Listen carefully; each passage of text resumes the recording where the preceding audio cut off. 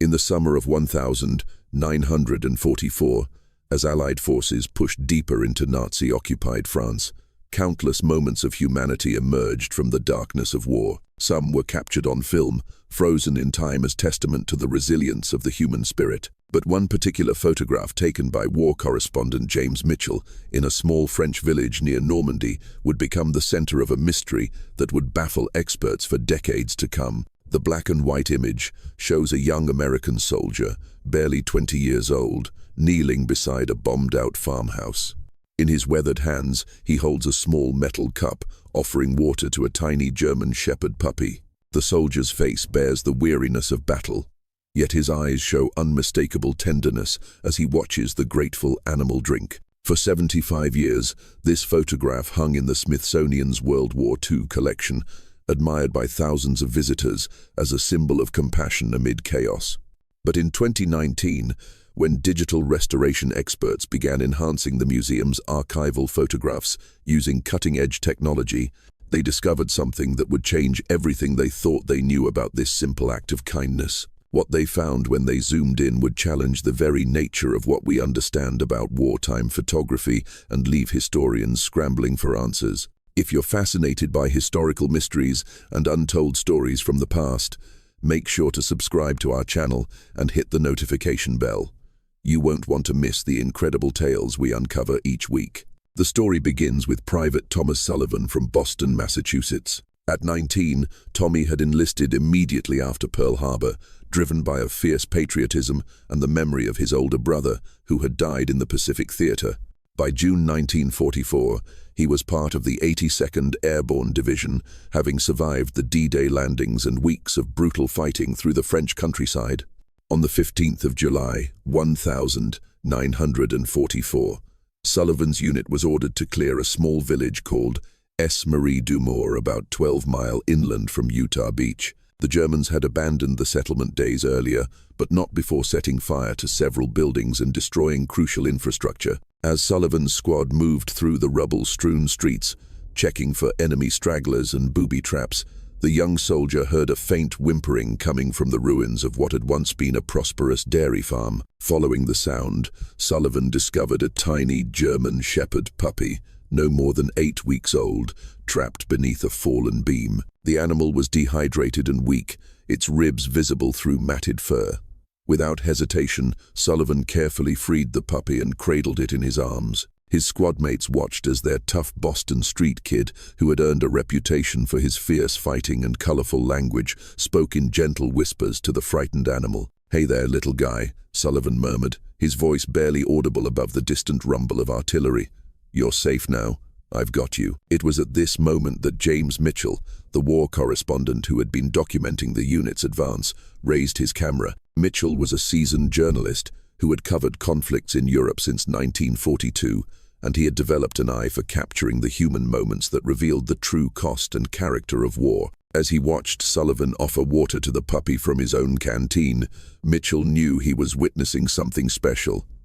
"Hold still, soldier," Mitchell called out, adjusting his lens.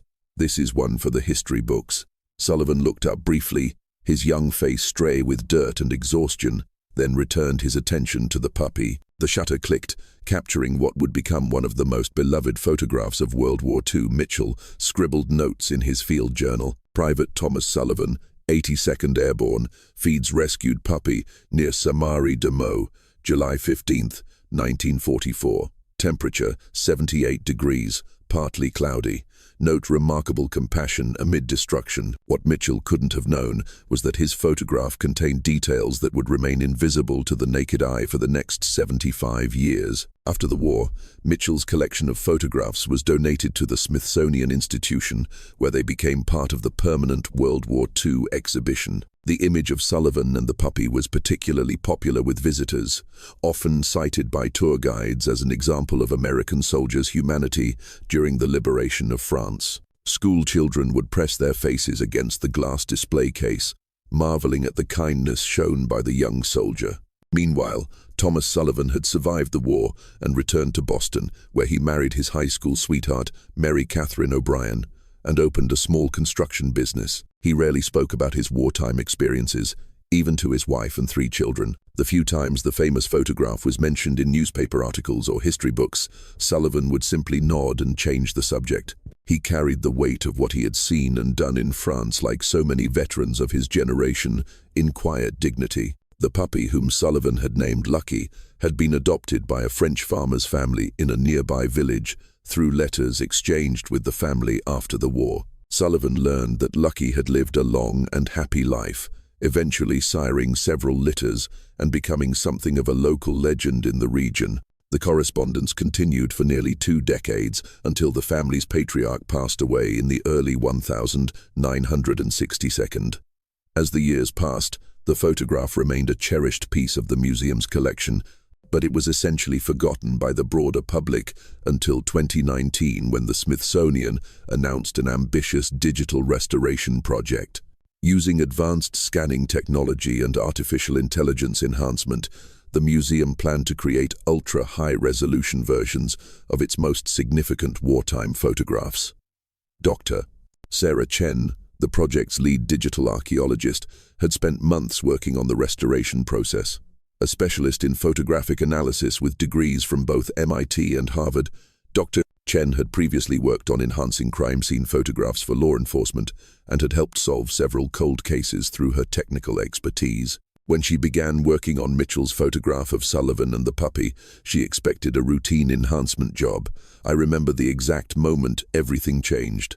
Dr. Chen would later tell reporters, "I was working late on a Thursday evening, running the image through our latest enhancement algorithms. I had enlarged the photograph to examine the detail in Sullivan's uniform when something in the background caught my eye." What Dr. Chen saw in the enhanced image would launch one of the most intriguing investigations in modern historical research. Using technology that could reveal details invisible in the original photograph, Dr. Chen began to notice anomalies that defied explanation. In the background of the image, barely visible in the original, but crystal clear in the enhanced version, stood a figure that shouldn't have been there. The person appeared to be wearing civilian clothes, a dark coat and hat, and seemed to be watching Sullivan from the shadow of a partially destroyed building.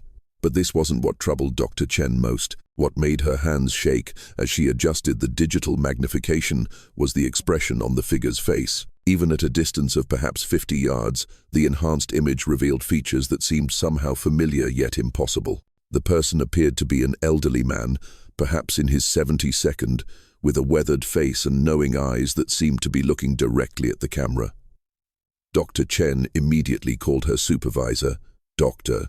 Robert Hayes, the museum's chief historian. Hayes, a veteran of 30 years in historical research, was initially skeptical of Dr. Chen's claims. Historical photographs often contained background figures that weren't noticed during initial cataloging.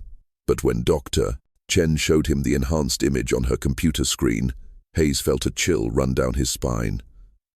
"My God," Hayes whispered, leaning closer to the monitor. "Who is that man?" The elderly figure in the background wasn't just watching Sullivan feed the puppy. He appeared to be smiling, not the casual smile of a bystander witnessing a moment of kindness, but the knowing smile of someone who understood the significance of what they were seeing. The man's posture suggested he had been standing there for some time, as if he had been waiting for this exact moment to unfold. Dr. Chen and Dr. Hay spent the next several days analyzing every aspect of the enhanced photograph. They examined the lighting, the shadows, the depth of field, searching for any indication that the image had been tampered with or that the background figure was some sort of optical illusion. Their analysis confirmed what they both feared and hoped. The photograph was authentic, and the mysterious figure had definitely been present when Mitchell took the picture, but their investigation was just beginning. Dr. Hayes decided to research the history of Saint Marie Dumour more thoroughly, hoping to find some explanation for the elderly man's presence in the war-torn village. What he discovered in the local archives would add another layer of mystery to an already puzzling situation. According to village records, Saint Marie Dumour had been evacuated by German forces on the 12th of July, 1944, 3 days before Sullivan's unit arrived. The civilian population had been ordered to leave or had fled voluntarily as Allied forces approached. By the 15th of July, the village should have been completely deserted, except for American soldiers conducting their sweep operations. Dr. Hayes contacted the mayor's office in Saint Marie Dumour, which had maintained detailed records of the war years. Marie Dubois, the town's historian, confirmed that no elderly civilian men had been reported as remaining in the village during the American liberation. In fact, the German evacuation had been so thorough that American forces found the settlement completely abandoned, except for a few animals left behind by fleeing residents. "It is impossible," Marie Dubois told Dr. Hayes during their phone conversation. "My grandfather was the village priest during the war, and he helped coordinate the evacuation. Every civilian was accounted for. There was no one left behind." The mystery deepened when Dr. Hayes decided to research James Mitchell's other photographs from the same day. Mitchell had taken nearly 30 pictures during the 15th of July operation in Saint Marie Duont, documenting various aspects of the American advance through the village. Dr. Chen enhanced each of these images using the same technology that had revealed the mysterious figure in Sullivan's photograph. In 7 of the 30 photographs, the same elderly man appeared in the background, always at a distance, always watching, always with that same knowing smile. In one image taken approximately 2 hours before the famous puppy photograph, the man could be seen standing near the village church, his hands clasped behind his back as American soldiers searched the building. In another captured just minutes after Sullivan rescued the puppy, the figure appeared to be walking away from the scene, his form slightly blurred as if in motion. Dr. Chen made a startling discovery when she analyzed the lighting and shadows in each photograph. Based on the position of the sun and the length of shadows cast by buildings and debris, she could determine the approximate time each picture was taken. The elderly man's appearances followed a logical progression through the village, as if he had been following Mitchell and the American soldiers throughout their operation. It's as if he knew exactly where the photographer would be and when. Dr. Chen explained to her colleague. He positioned himself to be visible in the background, but only just barely. Without digital enhancement, no one would have ever noticed him. The breakthrough came when Dr. Hayes decided to examine the original negatives of Mitchell's photographs, which had been stored in climate-controlled conditions at the Smithsonian for 75 years. Using a high-powered magnifying glass and professional lighting equipment, he carefully studied each frame, paying particular attention to the areas where the mysterious figure appeared in the enhanced digital versions. What Dr. Hayes discovered challenged everything they thought they knew about the photograph. In the original negatives, the mysterious figure was barely visible, even under magnification, appearing as little more than a dark smudge against the background of ruined buildings. But there was something else, something that made Dr. Hayes question his own eyes. In the original negative of the famous puppy photograph, there appeared to be a second figure standing near the elderly man. This second person was even more faint than the first, virtually invisible in both the original print and the enhanced digital version. But under the magnifying glass, examining the negative with bright laboratory lighting, Dr. Hayes could make out what appeared to be a young woman in period clothing, standing slightly behind the elderly man. Dr. Chen immediately began working on a new enhancement, specifically focused on this area of the photograph. Using the most advanced imaging software available, she slowly revealed details that had been hidden for decades. The young woman appeared to be in her 22nd, wearing a simple dress and cardigan typical of the 1942nd. Her hair was styled in the victory rolls popular during the war years, and she carried what looked like a small bouquet of wildflowers. But what truly shocked the researchers was the woman's face. Even at extreme magnification, her features were remarkably clear, and there was something hauntingly familiar about her expression. Like the elderly man, she seemed to be watching Sullivan with intense interest, but her face bore an expression of profound sadness, mixed with what could only be described as pride. Dr. Hayes made the decision to contact Thomas Sullivan directly. The veteran was 94 years old and living in an assisted care facility outside Boston, but his mind remained sharp and his memory of the war years intact. When Dr. Hayes called and explained the purpose of his inquiry, Sullivan's response was unexpected. "I've been wondering when someone would finally ask me about that," Sullivan said, his voice still carrying traces of his Boston accent, despite his advanced age. "I saw them too, you know, the old man and the girl. They were there the whole time we were in that village." Dr. Hayes felt his heart racing as he pressed Sullivan for more details. The veteran explained that he had noticed the elderly man several times during the 15th of July operation, always watching from a distance, always remaining just out of direct sight of the other soldiers. Sullivan had assumed the man was a local resident who had somehow avoided the German evacuation, perhaps hiding in a cellar or back room until the Americans arrived. "I thought about approaching him," Sullivan recalled, "but every time I looked directly at where he was standing, he seemed to fade back into the shadows. It was like he didn't want to be bothered, just wanted to observe.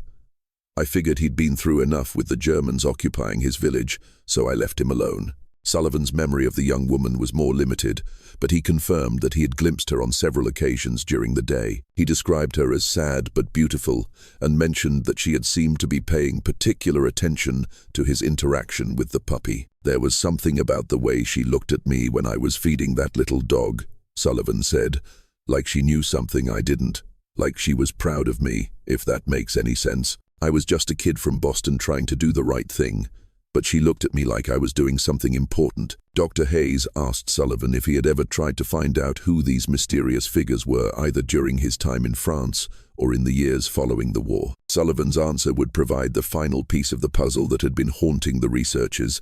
"I did ask around the village before we moved out." Sullivan admitted found an old French woman who had come back to check on her house. "When I described the old man and the young woman, she went white as a sheet, started crossing herself and muttering prayers in French." The French woman had told Sullivan that he was describing Henri Dubois, the village's former blacksmith, and his granddaughter Anne-Marie. Both had been killed by German soldiers in 1943, more than a year before the American liberation. Henri had been executed for allegedly helping resistance fighters, while Anne-Marie had died in a bombing raid on a nearby train station, where she had been working as a nurse. "The woman told me I couldn't have seen them because they were buried in the village cemetery," Sullivan continued. "But I know what I saw. They were there watching over the village, watching over us. I think they wanted to see their home liberated. They wanted to witness the moment when kindness returned to their world." Sullivan had visited their graves before leaving Sir Marie Dumont, leaving wild flowers that he had picked from the ruins of Anne-Marie's family garden. The flowers in the enhanced photograph, the ones the young woman appeared to be carrying, were the same variety that Sullivan had placed on her grave. Dr. Hayes and Dr. Chen concluded their investigation with more questions than answers. The enhanced photograph had revealed the presence of two figures who, according to all historical records and eyewitness accounts, could not have been present in Saint-Marc on the 15th of July, 1944. Yet their images were clearly captured on film by a professional war correspondent using standard equipment of the era. The researchers published their findings in the Journal of Historical Photography, carefully documenting their methodology and presenting their evidence without drawing supernatural conclusions. They simply stated the facts. The enhanced photograph showed figures that shouldn't have been there, figures that a 94-year-old veteran clearly remembered seeing, figures that matched the descriptions of people who had died more than a year before the photograph was taken. The scientific community remains divided on the significance of the discovery. Some researchers suggest that the figures could be explained as double exposures or optical illusions enhanced by modern technology. Others argue that the emotional trauma of war can create shared hallucinations that somehow imprint themselves on photographic film. A few brave academics have suggested that the photograph might represent evidence of phenomena that science doesn't yet understand. Thomas Sullivan passed away peacefully 6 months after his interview with Dr. Hayes, taking his memories of that July day in France with him. In his final conversation with the researcher, Sullivan expressed satisfaction that someone had finally documented what he had witnessed. "I'm glad you found them in that picture," Sullivan said. "Henri and Anne-Marie deserve to see their village free again. They deserve to witness that moment when an American soldier showed kindness to a helpless creature in the ruins of their home. Maybe that's all they were waiting for. to see that love could exist even in the middle of all that destruction. The photograph of Private Thomas Sullivan feeding a puppy in war-torn France continues to hang in the Smithsonian's World War II exhibition. Visitors still admire it as a symbol of compassion amid chaos, unaware of the mysterious figures watching from the shadows of the enhanced image. The museum has chosen not to display the enhanced version publicly, believing that the mystery is less important than the message of human kindness that the photograph represents. But for those who know the full story, the image carries an additional layer of meaning. It suggests that acts of compassion ripple through time in ways we cannot fully understand, that kindness witnessed becomes kindness remembered, and that some bonds between the living and the dead transcend our conventional understanding of reality. The puppy that Sullivan rescued, Lucky, lived for 13 years after the war, becoming a beloved fixture in his adopted French village.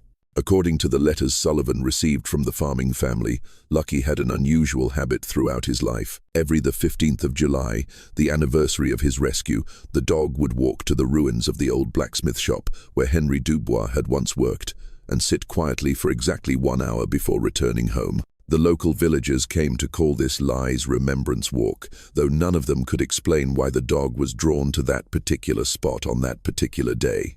Perhaps Lucky understood something about the nature of memory and gratitude that humans struggle to comprehend. Perhaps he knew that some moments of kindness echo through generations, witnessed by eyes we cannot see, remembered by hearts that have stopped beating, but continue to love. In the end, the mystery of the figures in the photograph may be less important than the lesson they represent. Whether Henry Dubois and Anne-Marie were really present that day in 1944, or whether they exist only in the intersection of memory, hope, and the inexplicable power of human compassion, their story reminds us that every act of kindness matters, every moment of grace has witnesses, every gesture of love has meaning, and every choice to show mercy instead of indifference creates ripples that extend far beyond what we can see or understand. The photograph remains a testament to the power of one young soldier's decision to care for a helpless creature in the midst of humanity's darkest hour, and perhaps in ways that science cannot yet explain. It also serves as evidence that love transcends death, that compassion creates connections across time, and that some bonds are stronger than the boundaries between worlds. Thomas Sullivan's act of kindness toward the abandoned puppy was captured in a single moment on the 15th of July, 1944. But thanks to the mystery revealed by modern technology, we now understand that this moment was witnessed by more eyes than anyone could have imagined and remembered by hearts that refuse to be forgotten.